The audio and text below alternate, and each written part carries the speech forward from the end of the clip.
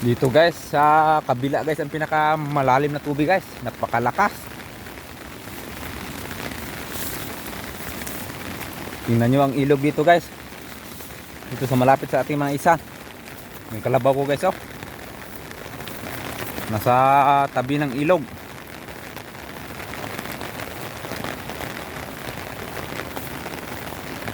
Patuloy pa ang paglakas ng ulan guys. Halos pumantay na dito yung tubig.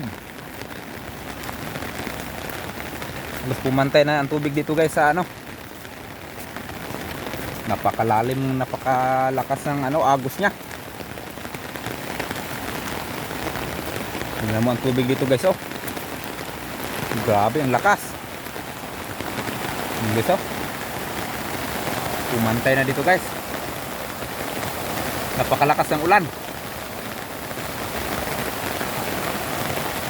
Guys oh. Yan sa ating maisan guys, malapit na ditong kalabaw natin guys. Baka mamaya ay aakyat yung tubig dito guys. Ito na lang. Halos wala nang, halos pumantay na yung tubig dito guys oh. Patuloy pa ang paglakas ng tubig guys. Ay ang tubig at ang ulan.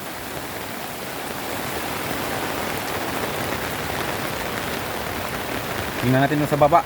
Baka inakyat na yung natin dito doon guys. Baka talaga ng baha dito guys kapag may bagyo. Sobrang putik pa ng tubig.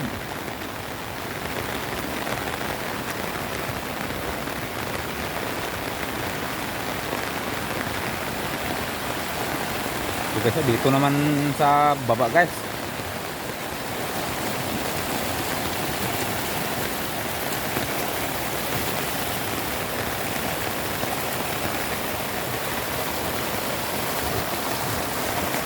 Ang lakas ng tubig.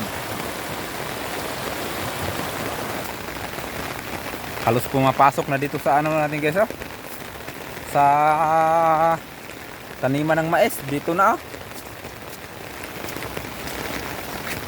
Unti na lang, aakyat na siya dito. Malakas na tubig guys.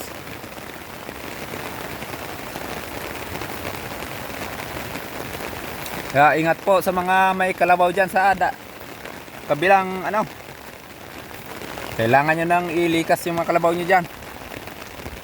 Delikado to kasi hindi pa tumitigil yung ulan.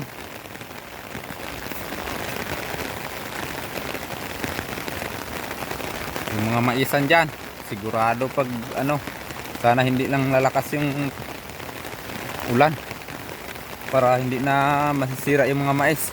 Ang ganda pa sana yung mga mais dito. Sobrang lakas ng tubig guys oh. Patuloy pa ang paglakas ng ulan guys.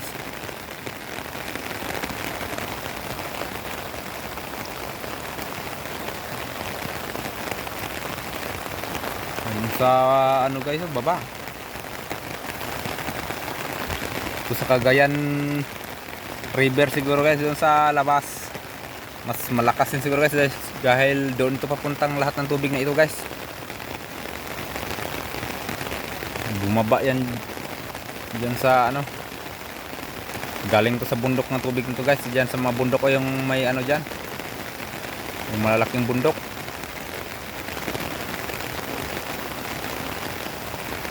Ang tubig.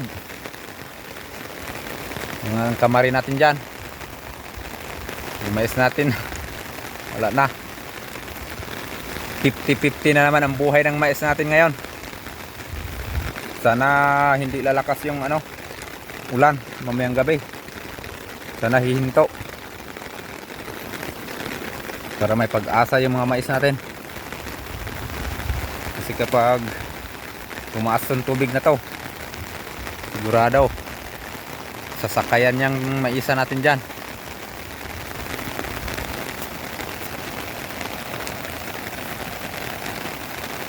So, lalim ng tubig, lakas.